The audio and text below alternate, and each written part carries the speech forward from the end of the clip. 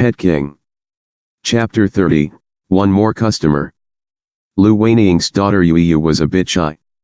She hid behind her mother, one hand holding her mother's thigh. Half of her timid face was visible, staring at the Siamese and Samoyed while biting her finger. Zhang Ziyan noticed Yuyu and asked Lu Weiniang, "Is this your daughter?" Lu Weiniang loved her daughter. She always liked to show off her daughter when she met others. She didn't expect that Zhang Ziyan would change the conversation topic, but she still happily pulled her daughter out from behind her and squatted down, touching her little head and speaking softly, "Yuyu, do you like cats?" Yuyu felt bashful, but she still nodded heavily and answered childishly, "Want a kitty?" So. At this moment, outside the door, a dazzling shadow passed. The bell on the door handle rang again, and a man pushed the door open and came in. Another customer? In general, over 70 to 80% of the customers were women and children. Male customers were rare. If there was a male customer, he would probably be accompanied by his girlfriend, or maybe he happily brought his wife and daughter together. Rarely would any young man would come alone. The man who just came in was dressed in an out-of-season long wind coat and a baseball cap. While it had cooled down a little bit these days, the streets were still filled with beautiful young girls wearing hot pants and shorts. With that weather, anyone that was still wearing a wind coat could be considered either a jerk or a fool. Zhang Ziyan made the decision that he wouldn't turn on the AC even if that guy was suffering from heat stroke. The man wore the baseball hat so low that he seemed to be hiding away from Zhang Ziyan's sight. The man roughly took a glance around after entering the store and then walked toward the pet's accessory section, away from the others. In his mind, Zhang Ziyan flipped his middle finger at the man. They were not having a secret underground meeting like the ones in spy movies, so why was the man acting like this? "Mr. Owner?"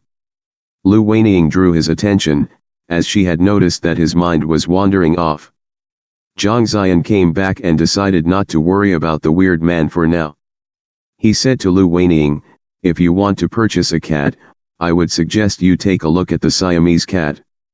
He pointed to the Siamese cat, which really tried its best to show off. Lu Weiniang was a bit confused and not very pleased. She had heard of some businesses like this before.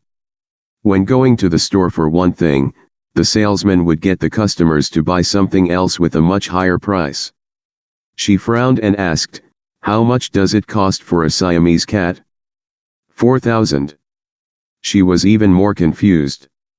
Other owners would try to market more expensive types. Why did this young man only market the cheaper type? Did the Siamese cat have a hidden sickness she didn't know about, so he wanted to get it out of the store? No wonder she was thinking negatively. That was what the market environment was like. Many different sizes of stores often tried to counterfeit or be fishy, so people were scared of being tricked. Hence, the customers often thought about worst-case scenarios. At this point, she stuck to her guns, put on a long face, and rejected. "No, thank you. I just want a British short hair."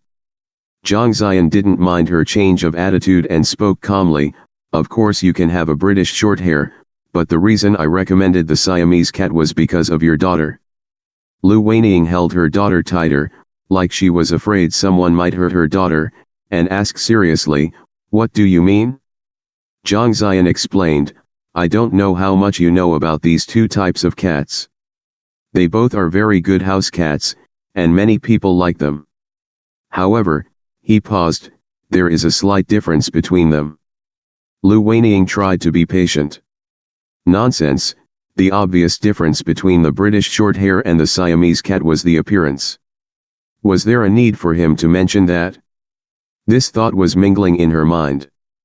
Zhang Ziyan continued explaining, "If you wanted to get a pet for yourself, I would definitely recommend a British Shorthair, but for your daughter, the Siamese cat might be more appropriate. The reason is very simple.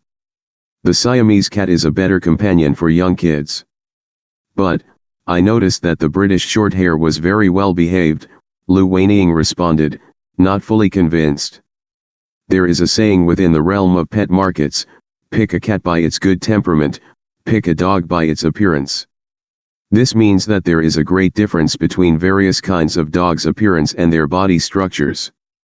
No matter what kind of dog it is, their temperaments are going to be similar, all loyal to their owners, all energetic and very active, and requiring their owners play with them often. Hence, you just have to pick the one you like. On the other hand, cats are total opposites. Any kind of cat's appearances can be cute and adorable, but the temperaments can be very different, like human beings. Some cats like to play with their owners. Some cats can be very cool. Even the same kind of cats may have slightly different temperaments. Hence, when picking cats, you have to consider their temperaments first. The British Shorthair indeed is the type of cat that is very well behaved. However, for a little child, it can be too quiet, and will not be able to satisfy the child's active energy level and curiosity. A Siamese cat's temperament is very gentle and loyal to its master, and at the same time it can be very active, a so-called dog of cats, just like a kid. He continued, being well behaved is your expectation, but it is not necessarily a child's anticipation. A child doesn't have enough patience and focus.